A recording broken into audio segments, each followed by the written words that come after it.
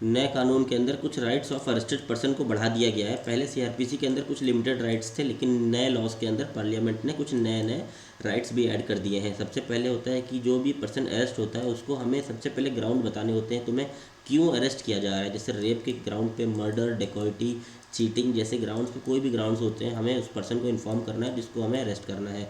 ये सेक्शन 48 आपको new laws के अंदर मिल जाएगा, बीएनएसएस के अंदर। और अगर आप केस लॉज जानना चाहते हैं तो D K Basu versus state of West Bengal के केस से यह गाइडलाइन निकल के आती है कि कोई भी पर्सन अगर अरेस्ट होता है तो उसको रीज़न बताना बहुत ज़रूरी है कि क्यों अरेस्ट किया जा रहा है। दूसरा है कि अगर कोई भी पर्सन अरेस्ट किया जाता है तो उसको 24 घंटे के अंदर ही मजिस्ट्रेट के सामने पेश किया जाता है। ये पावर मिलती है सेक्शन 58 की न्यू लॉज के अंदर।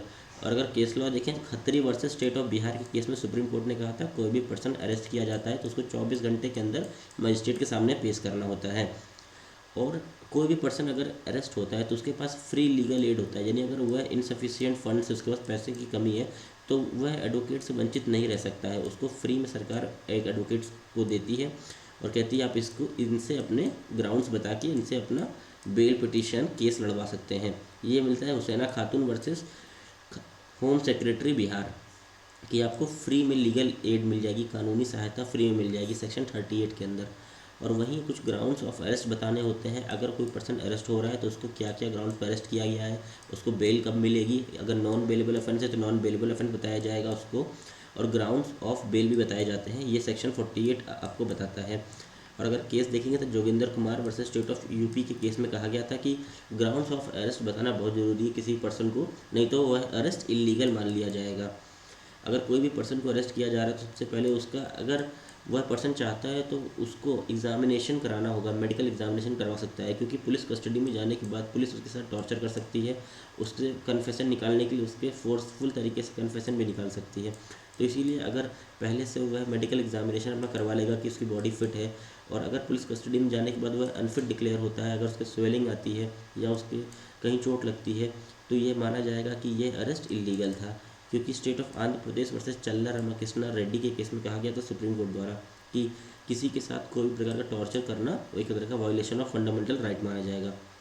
अगर पुलिस आपको गिरफ्तार करती है तो आप साइलेंट भी रह सकते हैं। आपको भारतीय संविधान के आर्टिकल 20 क्लॉज 3 के अंदर पावर मिलती है कि आप चाहे तो बिल्कुल भी ना बोलें, कुछ ना बोलें। अगर किसी ने गिरफ्तार किया पुलिस ने तो राइट टू रिमेन साइलेंट का अपना फंडामेंटल राइट यूज़ कर सकते हैं।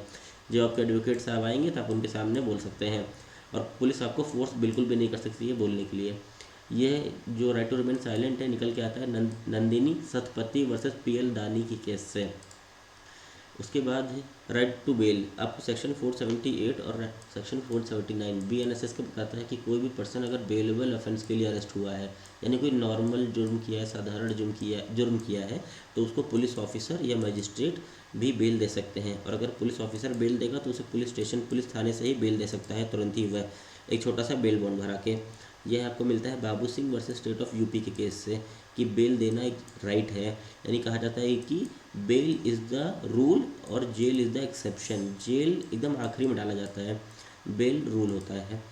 अब प्रोटेक्शन फ्रॉम टॉर्चर। अगर कोई भी पर्सन को पुलिस गिरफ्तार करती है तो उसके साथ इनह्यूमन ट्रीट नहीं कर सकती है, उसके साथ क्रूअल्टी नहीं कर सकती है, और उसके साथ किसी प्रकार का टॉर्चर नहीं कर सकती है। आपने देखा होगा 3rd डिग्री टॉर्चर भी करते हैं पुलिस कभी कभी न्यूज़ में। तो ये आता है D K Basu versus state of West Bengal के केस में सुप्रीम कोर्ट ने कह दिया था किसी भी प्रकार का टॉर्चर करना एक तरह का इलीगल अरेस्ट माना जाएगा।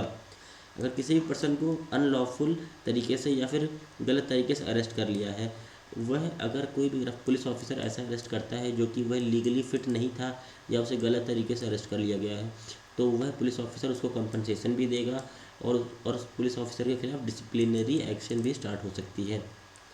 अब right to protection from unlawful detention. Article 22 of the constitution बताता है कि अगर कोई भी पर्सन को अनलॉफुल तरीके से डिटेन करके रखा गया है, यानी गैर कानूनी तरीके से कहीं बंद करके रखा गया है, तो आपको भारतीय संविधान के अनुच्छेद नंबर 22 से आपको यह पावर मिलती है कि आप कोर्ट के समक्ष जा सकते हैं, writ of habeas corpus file कर सकते हैं। और यह आता है Manika Gandhi versus union of India के केस से। इसमें आपका वायलेट हो सकता है आर्टिकल 21 भी वायलेट होता है। तो ये कुछ ग्राउंड्स ऑफ अरेस्ट थे जो कि पर्सन्स को मिलते हैं जब भी वह अरेस्ट होता है।